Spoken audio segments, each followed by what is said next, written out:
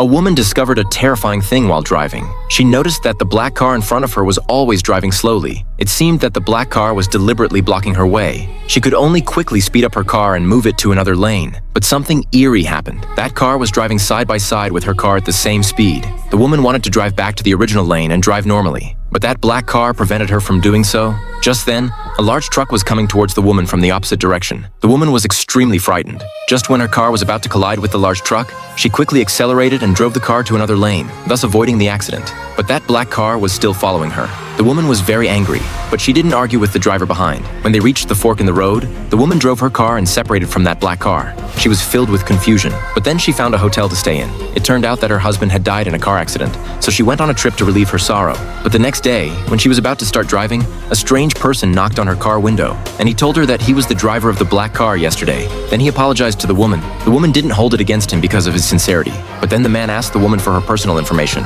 The woman told him everything without any precautions. Then the woman set out on her trip again, but on her way, she met the driver of that black car again. At this time, the driver of the black car said that his car had broken down and asked the woman for help. But the woman looked at his strange expression and became suspicious of him. Then the woman refused him, but the woman met him again at the gas station. In fact, his car hadn't broken down. The woman was even more frightened at this moment. She quickly drove and prepared to leave, but that man chased after her. The woman quickly drove away. On the way, she knew that that man would definitely follow her again. But just then, she noticed a black car behind her. She was very frightened and then called the police. But after that black car caught up with her, it drove ahead. At this time, the woman could only tell the police that she had made a mistake. Just as she hung up the phone with the police, an accident happened again. Her car suddenly got out of control and the brakes didn't work well. Then her car got stuck at the bottom of a slope. When the woman opened the car to check, she found that one of the car's tires had blown out. But just then, that black car came again. The woman quickly hid in the car, but that man was carrying a crowbar.